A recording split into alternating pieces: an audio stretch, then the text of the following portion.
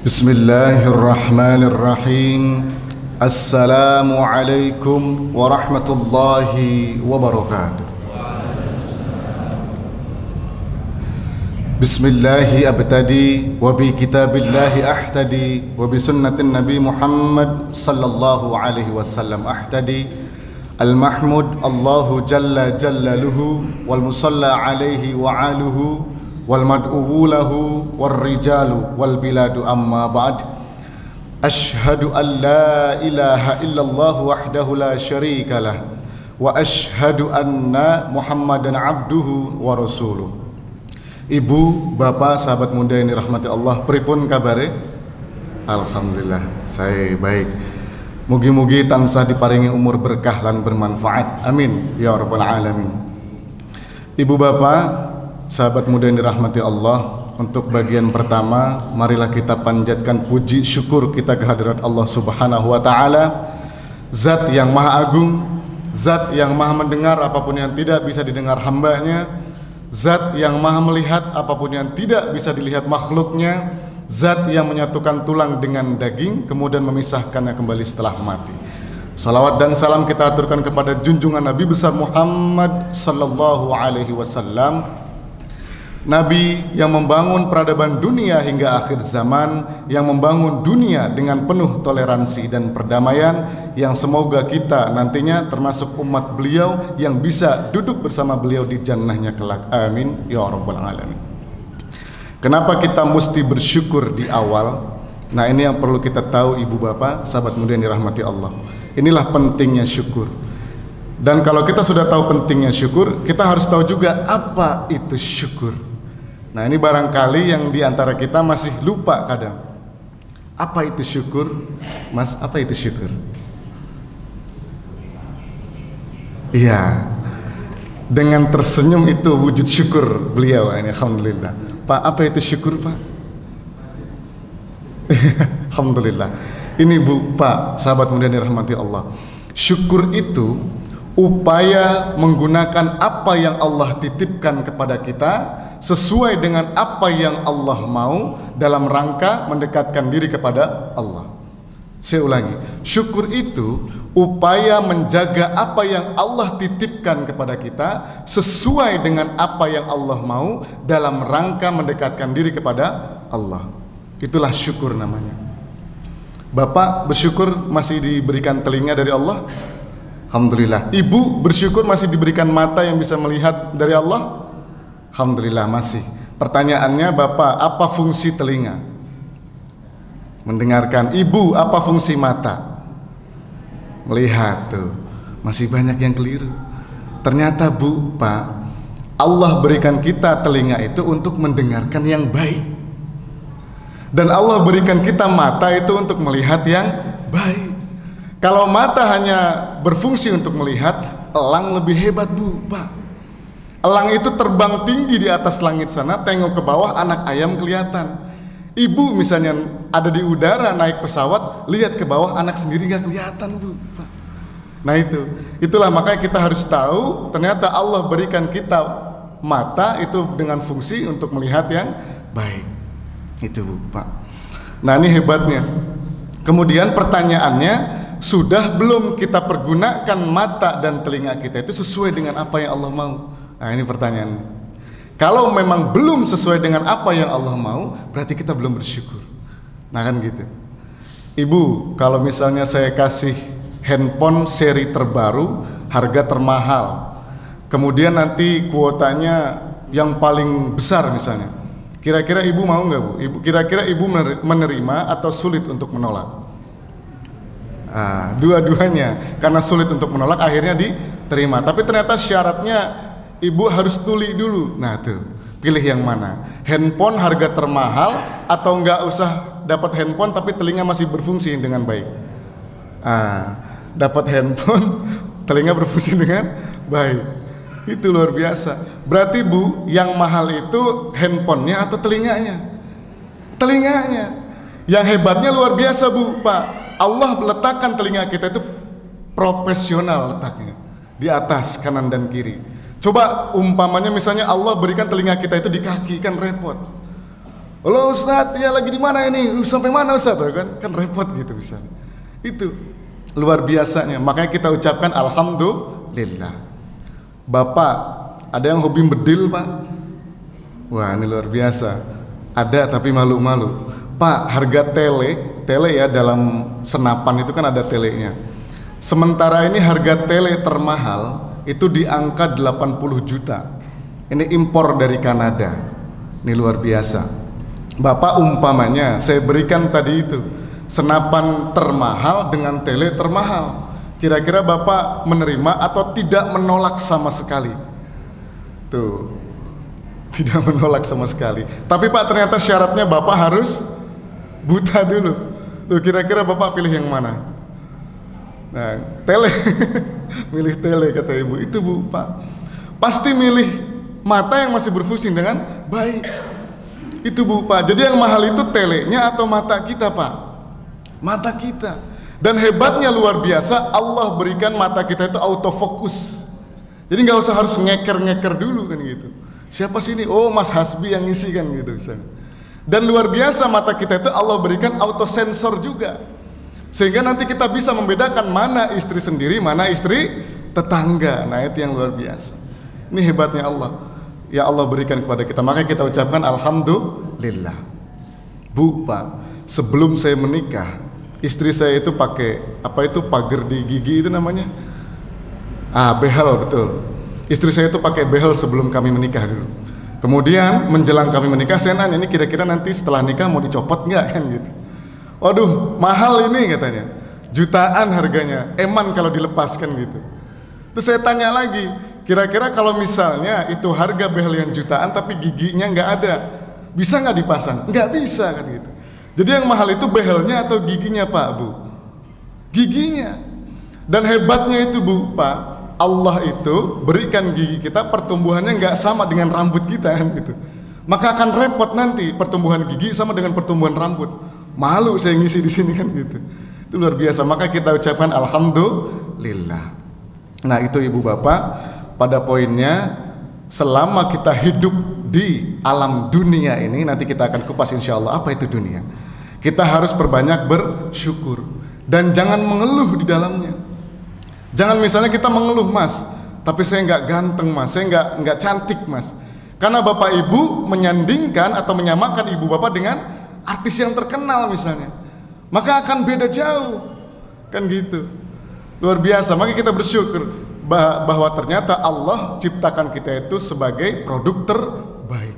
Ahsani takwim, produk terbaik. Ini yang luar biasa. Nah ibu bapak, sahabat muda yang dirahmati Allah, Allah telah berikan kita nikmat yang tak terhingga jumlahnya, sampai-sampai Nabi itu pernah Pak sujud sampai meneteskan air mata. Kemudian Umar bertanya di situ, kenapa engkau menangis wahai Rasulullah? Demi Allah, sampai kapanpun aku tidak akan bisa membalas nikmat yang Allah berikan kepada saya. Itu luar biasa. Nabi Muhammad SAW itu Pak, ahli surga. Surganya sudah dijamin. Kemudian sudah ditunggu oleh para malaikat di surga itu. Dan masih bisa merasa belum bisa membalas nikmat yang Allah berikan kepada Allah kan gitu. Kita yang bukan nabi, kita bukan rasul, surganya belum terjamin. Bahkan untuk sholat berjamaah aja kadang masih males-malesan Pak. Dan cita-cita surga Firdaus itu, masya Allah luar biasa. Itu ibu bapak. Yang di sini Allah berfirman kepada kita dalam surat Al-Baqarah itu, wasta'inu bis-sabri was-shalah. Wahai hambaku, kalau kamu mendapatkan cobaan, mendapatkan ujian, terima dulu kata Allah. Terima dulu dengan sabar, baru setelah itu salat. Itu lafal yang pertama kata Allah, terima dulu dengan sabar. Allah nggak langsung nyuruh kita salat Pak. Ini ingin menandakan bahwa masalah itu di kaidah lain juga Allah berfirman, la yukallifullahu nafsan illa wus'aha. Karena kata Allah, aku pasti akan memberikan cobaan kepada hambaku, dan cobaan itu pasti tidak akan melebihi batas kemampuan hambanya. Itulah Pak, ingin menyampaikan pesan kepada kita bahwa hidup itu berbanding lurus dengan persoalan, dan persoalan pasti berbanding lurus dengan kemampuan hambanya. Dan di sini juga Allah menurunkan surat Al-Insyirah.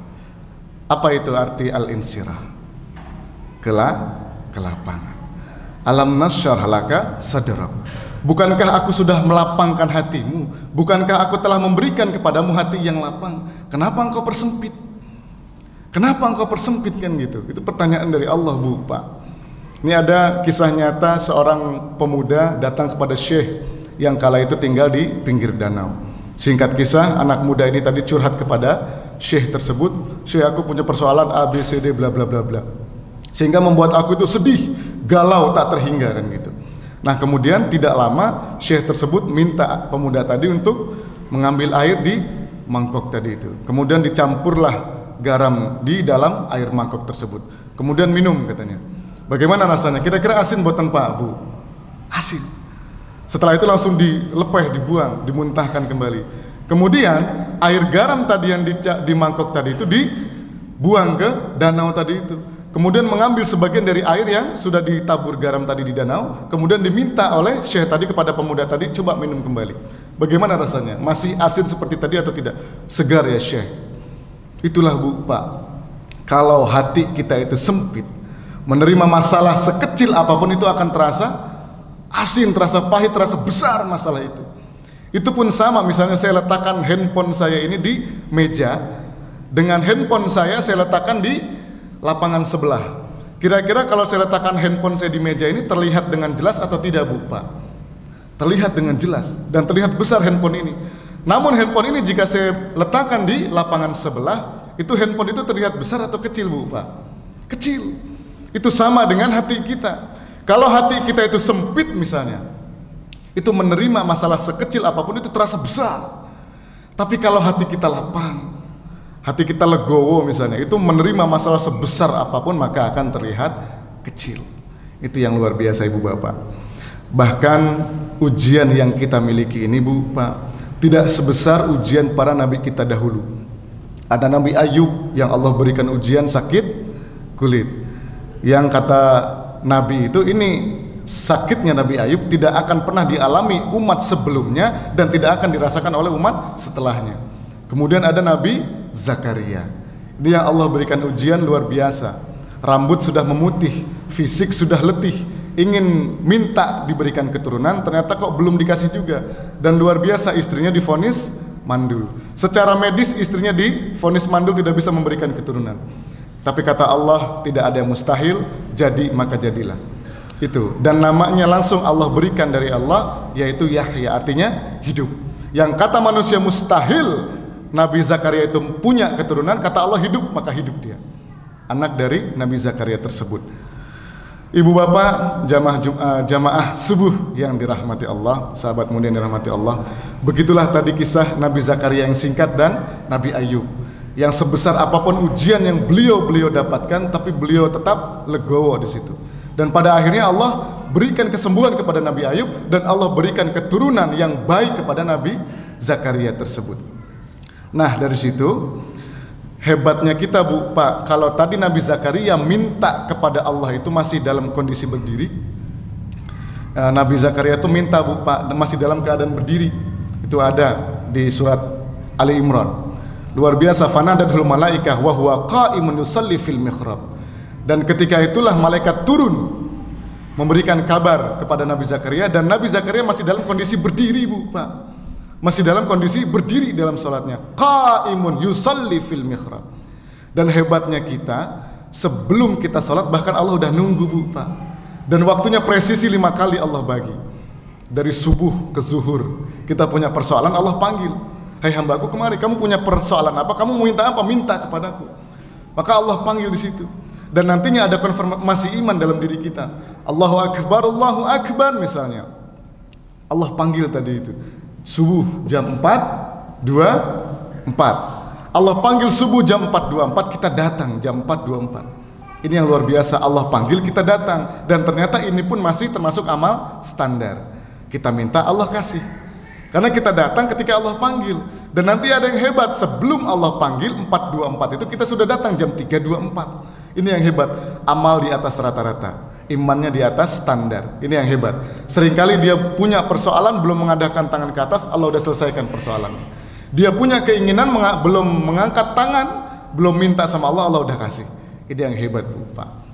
Tapi ada yang bahaya. Allah panggil jam 4.24, dia baru datang jam 5.24. Nah, ini terlambat namanya.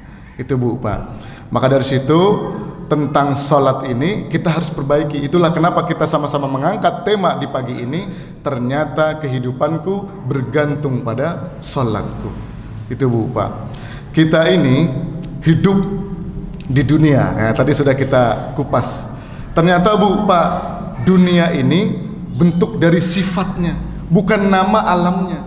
Nama alamnya yaitu ardhun atau bumi yang kita pijaki sekarang. Sekarang kita ada di mana Bu Pak? Nah, sekarang kita ada di Masjid Al-Aman, bagian dari bumi itu. Dan sifatnya yaitu dunia. Jadi dunia itu bukan nama tempatnya Bu Pak, melainkan nama sifatnya. Ini yang luar biasa, berasal dari kata dana yadnu dunuan wa dunyaan. Apa artinya dunia? Itu artinya adalah cepat. Kemudian dia fana dan dia akan hancur, akan rusak. Itu Bu Pak, sifatnya dunia itu. Handphone ini mau dipakai atau tidak dipakai lama-lama akan rusak. Meja ini pun sama. Kita pakai atau tidak dipakai lama-lama akan rusak. Mobil semewah apapun dipakai atau tidak dipakai lama-lama akan rusak. Namun pertanyaannya, kenapa kok lebih diviralkan nama sifatnya dunia daripada nama alamnya, yaitu ardun atau bumi? Ini menyampaikan pesan yang besar kepada kita bahwa jangan memperebutkan sesuatu yang nantinya itu akan rusak, yang nantinya pasti akan hilang. Kan sekarang banyak orang aneh Bu Pak, ya kan sahabat muda yang dirahmati Allah, memperebutkan sesuatu yang nantinya itu pasti akan habis, yang nantinya pasti akan hilang, kan gitu. Kekayaan, warisan, jabatan, kan gitu. Makanya ada kalimat ojo ketungkul marang kalungguhan. Ojo ketungkul marang kalungguhan, karena kalungguhan itu hanya sementara sifatnya, nanti akan berganti, kan gitu. Maka sepanjang kita punya kalungguhan, kedudukan tersebut, maka Allah titipkan kedudukan tersebut untuk melakukan hal yang baik, yang nantinya setelah kita selesai dari alam dunia yang sifatnya sementara tadi, kita akan pindah nanti ke alam mana Bu Pak? Barzakh. Betul, Masya Allah, luar biasa. Jazakallah Bapak. Tadi siapa yang Bapak yang jawab ya? Barzakh. Yang menjawab barzakh tadi siapa? Bapak. Oke, langsung saya kasih Pak.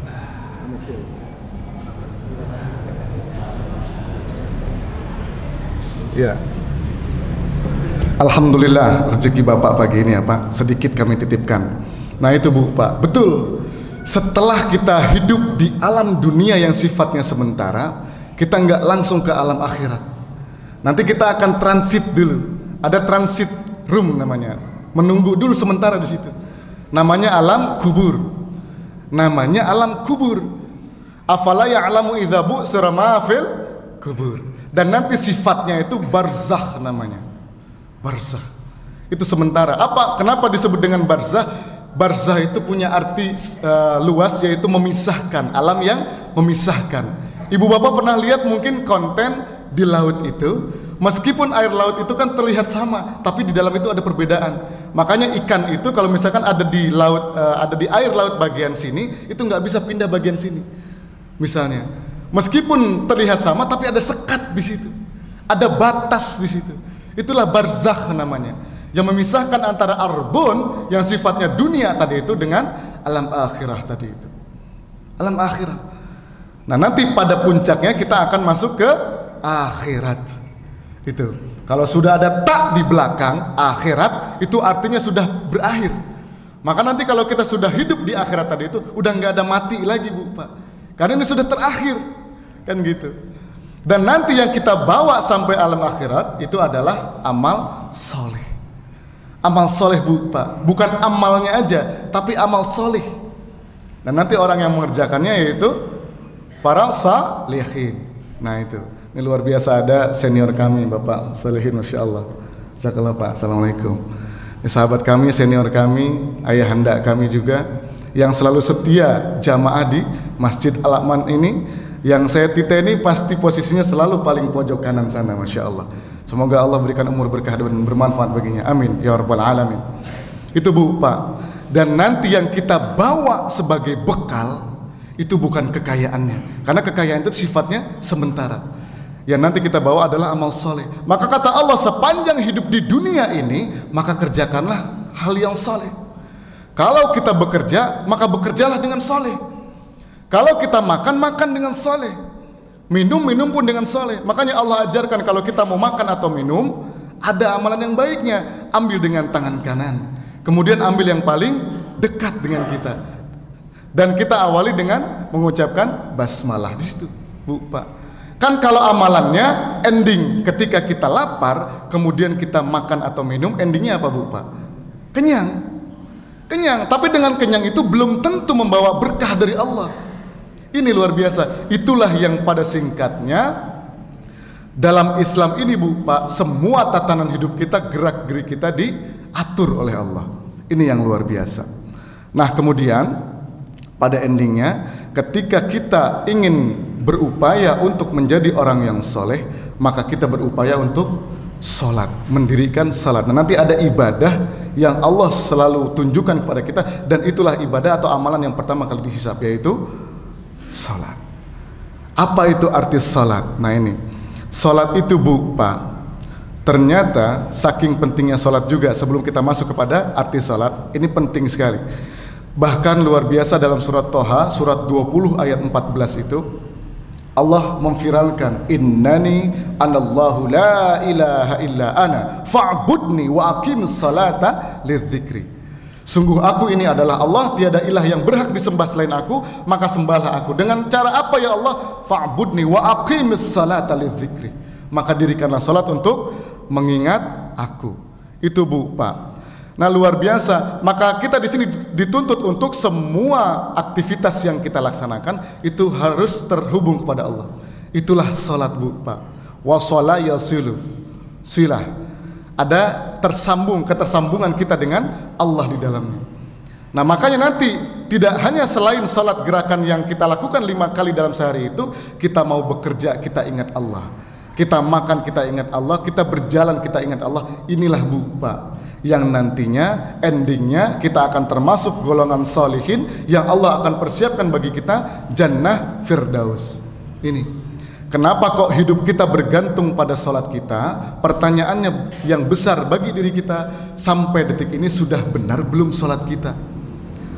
Kalau ketersambungan kita dengan Allah itu sampai detik ini pun barangkali belum baik, belum benar, maka jangan heran kalau ternyata kok hidup kita masih berantakan, rezeki kita kok belum baik. Kita tanya pada diri kita masing-masing, sudah benar belum salat kita? Ketersambungan kita atau koneksi kita dengan Allah itu sudah baik atau belum? Kalau ketersambungan kita, koneksi kita dengan Allah itu sudah baik, insya Allah, saya bersaksi di hadapan Allah, pasti rezeki kita akan baik. Semua kehidupan kita pasti akan baik. Ingin naik jabatan, lancar. Ingin jualan, dagangan selalu lancar. Ingin punya anak yang soleh, kita berikan nama baik yang baik, kita minta sama Allah, berdoa sama Allah, kemudian kita rawat anak kita, persiapkan pendidikan yang baik, di sekolah tersebut dikenalkan Allah atau tidak, pakaiannya menutup aurat atau tidak, diajarkan sholat atau tidak. Kalau ini sudah kita petakan, maka nantinya akan Allah berikan kemudahan di dalamnya.